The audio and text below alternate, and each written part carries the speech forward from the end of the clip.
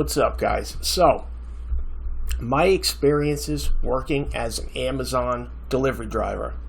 I worked as an Amazon delivery driver for a total of 3 days, guys. That's all I could handle. Now, I consider myself to be a pretty hard worker, but when you throw ethics in there and other things like that, I'm just not really up for the task, I guess. Anyway, let me talk to you a little bit about my experiences, and some of you might be able to relate to this. So, first thing I want to say is that when you get hired on as an Amazon delivery driver, there are 2 ways to do it. The first way is Amazon Flex, and you use your own vehicle. That's probably okay. However, that's not the way that I did it. I got hired on through a DSP, or delivery service provider, which is actually a third-party contractor. It's not Amazon. It's a company that Amazon contracts who has their own fleet of vans, and you actually are working for them, okay? And they're basically contracted out to Amazon to fulfill certain routes and deliveries. The second thing I want to say is that the DSP company that hired me, there was nothing wrong with them. They're actually really nice people. Everybody was really great. So I have nothing against the DSP. My thoughts on it is that the DSP, which is just a small business, they're small business owners, they probably started this business thinking it was going to be great, just like I started the delivery driver job thinking that was going to be great. And now they're probably knee deep in it, and they're probably pretty much in the same situation I am, where, they maybe need to feed their families, but they're kind of in this now, and they're like, wow, what did I get myself into? So I gotta say, they were really nice, and they did their best, and they really made me feel welcome.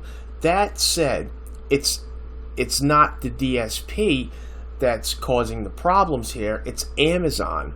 As far as I'm concerned, from what I saw, which was, again, granted very little, it's not a good company to work for. As a matter of fact, I wouldn't recommend it to anybody. Now, my experiences. I saw the ad on Craigslist to drive for Amazon, so I'm excited.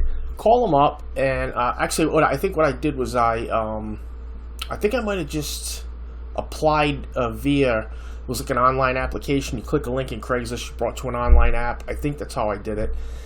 Anyhow, I got called pretty much right away. I don't even think it was 24 hours passed before I was called, because they are desperate for bodies, because it is a soul-sucking, back-breaking, terrible, terrible job. Anybody who does this job has to be really, really desperate. And if you are doing this job and you're in this job and you think you can't get anything else, let me tell you, you can.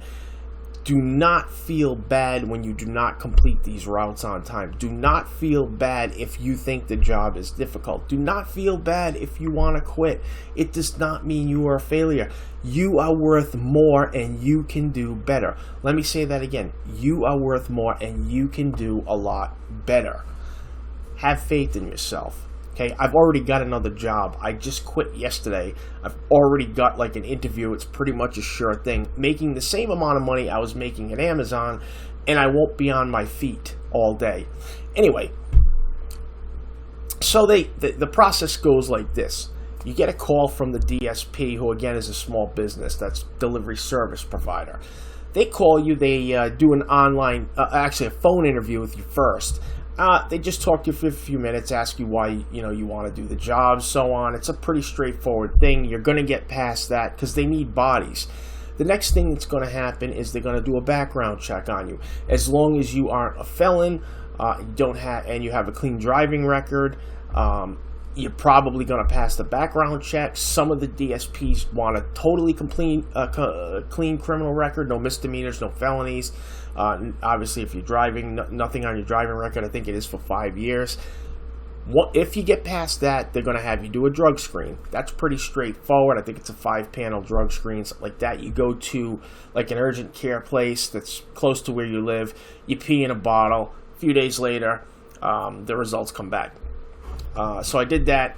Then what happened was I was contacted by the DSP, and they scheduled me for Amazon orientation. which is basically 2 days, 8 hours per day. You're going to watch a ton of basic videos about how to drive, basic driving laws and safety regulations, how their Amazon Flex app works, and then there's going to be a test on the first day. At the end of that, the next day you'll come in, you'll watch more videos. There's going to be another test. Then you'll take your little road test. It's like it's probably going to be a little obstacle course set up with cones. You're going to have to do basic driving movements, things like backing up at a 45-degree angle, backing up into a parking space, parallel parking, etc. Pretty straightforward stuff. Once you get past that, your DSP will contact you to go in for your first day. Now, I don't know how most DSPs do it, but I got 1 day of training on the job in the van, which meant I was driving and I had a lead driver sitting in the passenger seat. I had a very small route. It went really well because you have somebody with you who knows what they're doing. I didn't have the greatest trainer, but I didn't have the worst trainer. He was a nice guy. He just seemed like he was probably pretty much, his soul was probably sucked dry as well. Anyway, he was cool. But after that, you're going to go in and that's it. That's all you're going to get for training. Is it adequate? No, absolutely not. It's not enough. You're not set up to succeed. The orientation and the videos that Amazon gives you, that stuff is fine. You need more than 1 day. You actually should probably be trained on just about every route you're going to do. Now that's not feasible because there's like 30 or 40 routes. So they're not going to let you drive along with somebody for 30 or 40 days, obviously. However, a week or something would have been nice, even 5 days. So I get there my second day. I don't have a very big route. They give you what's called a nursery route on your first day alone. It's kind of like a half route, I think, or it's like, so I think I had something like 52 stops and 68 packages or something like that. It was small. That took me all day to finish. And we go in at 9:50, but you really don't head out on the road because you have to do a pre-trip inspection. And then you have to load up, and you do have to load your own vans, which is practically unheard of for any delivery company like UPS, DHL, FedEx, USPS. I don't think you load your own vans. Maybe USPS you have to. I don't know. Anyway, it's tough. So you load your own van, but it's not that it's tough or difficult, but you only get like 15 minutes, and then they want you to, they're going to send you out on the road. So, again, you have to kind of be done by 8 o'clock. So that little nursery route took me just pretty much the whole day. The GPS in the Flex app is absolutely horrible. It won't send you to the right address. It won't take you the most efficient route. So my advice is if you're going to attempt this, which I don't recommend, you're going to want to know the area that you're going to be delivering in. Okay? So, first day's good. I still had to have someone come and rescue me, which basically a rescue is when another driver comes out and takes some of your packages from you and delivers them for you so that you can finish on time. I don't think it's something other drivers like doing. I didn't feel very good about having to have it done for me, putting someone else out. Didn't really like that idea. Oh, another thing is that I'm on my route and people will just show up from the dispatch and they'll give you like corrective training or something like that, or tips, what they call it. Now, most of these tips that they give you are things that go directly against the training that you received at Amazon. For example, you're not supposed to walk away and leave your van running. You're supposed to turn the van off, take the keys, and lock the van before you go off to deliver any packages. Doesn't happen. We're in Phoenix. It's 110 degrees. I don't know if it's like kind of like a secret that's out in the open type of thing where it's just not done. I mean, they pretty much tell you not to do that. Now, if someone were to get in the van and drive away, open the van up and take a ton of packages, it's very simple to do. Now, I didn't have it done to me, and I didn't hear of anyone else having it done to them. However, it's certainly not out of the realm of possibilities of things that can happen to you while you're out on these routes. So the first day was tough, however, I got through it. My first day alone, which is actually my second day in the van. Third day comes, I go in, no nursery route, no trainer, huge route. I think I had like 204 packages and like 90 stops, which I guess is still not the hugest route that you can get. I guess people that, get much bigger routes. I've heard of people getting like 150 stops and 300 packages, something like ridiculous like that. Now, bear in mind, it's a 10-hour shift, but you don't have 10 hours to complete these deliveries because you don't get out. If we come in at 9:50, you don't get out on the road until like 11 o'clock. And you got to be back around 8. By like 8, you got to be back at the station. So you really only have, I would say, 9 hours. But you're supposed to take a 30-minute lunch and 2 15-minute breaks, which means now you only have 8 hours to do this. So what happens is a lot of people, now you have to punch out for your 30-minute lunch. I think a lot of people probably punch out for their 30-minute lunch and just keep delivering. Because really, that's probably the only way you're going to make it. The 15-minute breaks, the 2 15-minute breaks, forget it. I don't think anybody takes them. You can't. You don't have time. Now, another thing that really, really bothered me, I heard about this online. I saw some videos about it. I did not believe it. Okay? Peeing in bottles to save time, and so that you don't have to stop and actually, go to the bathroom like a normal human being. It happens. It's a thing. Now, I was totally shocked.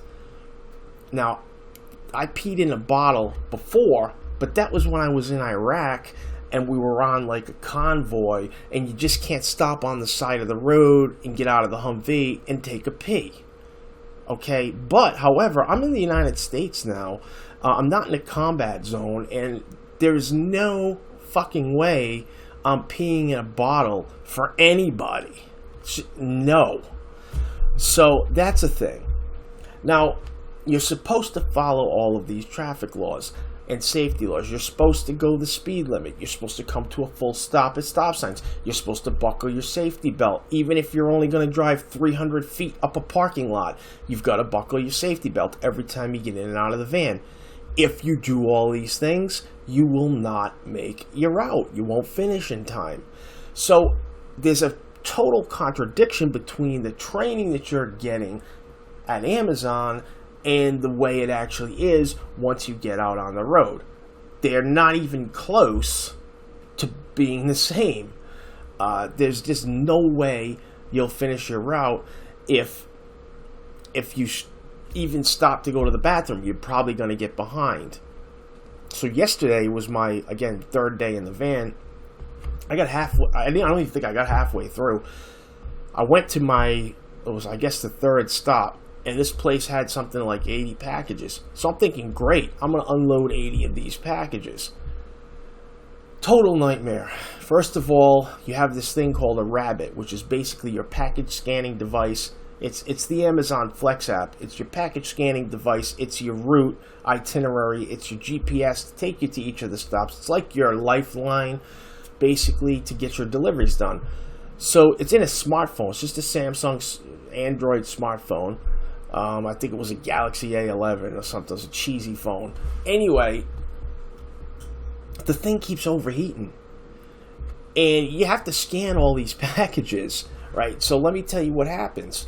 So I've got the person that I'm delivering to was nice enough to give me this big bin on wheels so that I could take that to my truck and load it all up with all the packages. So I'd have to walk back and forth with totes. Or you have a hand truck dolly, but still it would have been several trips. So he gave me this big bin. So I'm scanning the packages. I get like 20, 30 packages scanned, and the phone overheats and I can't access the app.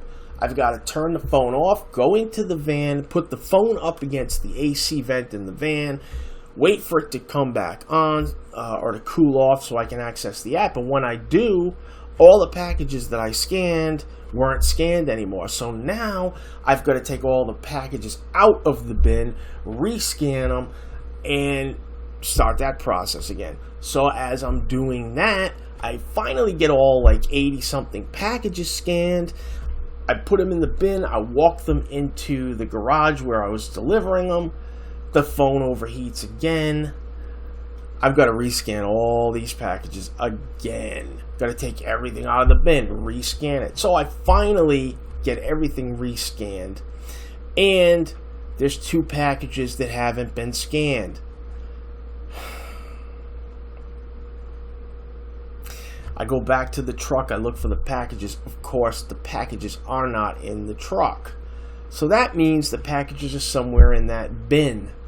Guess what? Go back inside, empty the entire bin out again.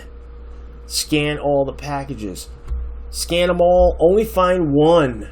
Only find one so that needed to be scanned out of the 2. So now I've got another one somewhere. Go back into the truck. It's not in the tote that it says it's going to be in. Start looking in another tote, the next tote up. Sure enough, it's in that tote. So this is in the wrong tote. So now I've been at this stop for like 90 minutes, okay?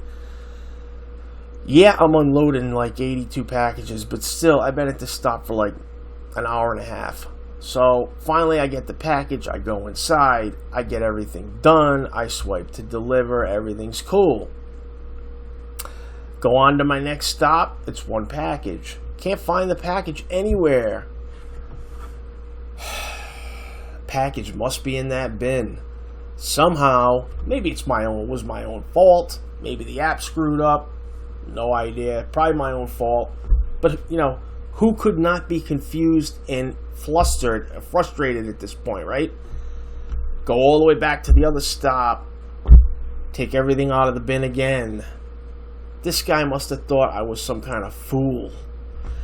Take everything out of the bin. Finally find that package. Get back in the van, go back to the other stop, deliver the package. Do a couple more stops. So I get to this other stop. Next thing you know, sure enough, one of the guys from dispatch comes up. This guy that's been just showing up to give me this corrective training, which basically just wastes more of my time and just puts me further behind. It's like a pain in the ass, right? Because the tips he were giving me really didn't help. Anyway, he takes 20 of my packages. I was like, cool.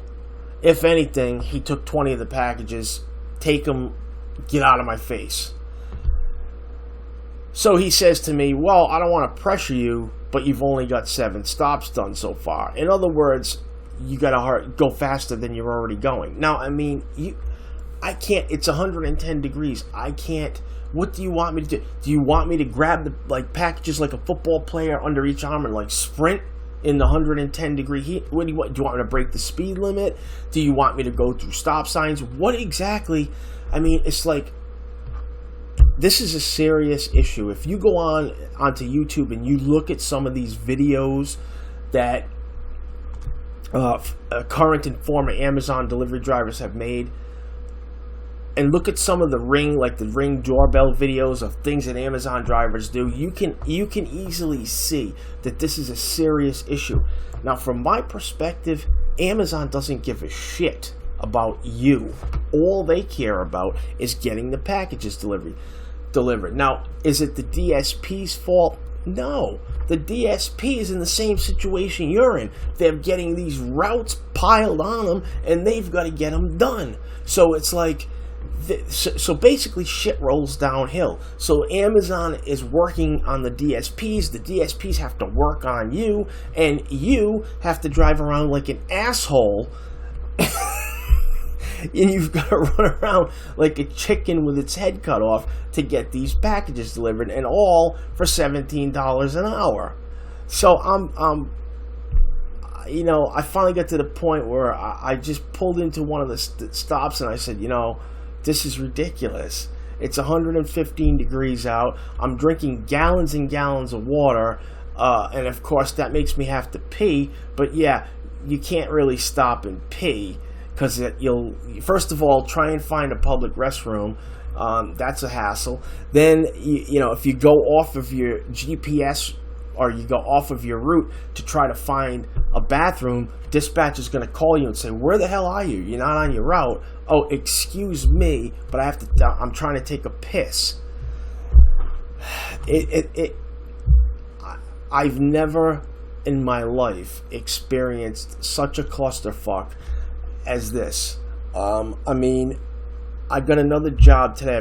I got an interview, but it's a lock. It's a lock. All I really have to do is pass a background check and drug screen, which is no problem for me.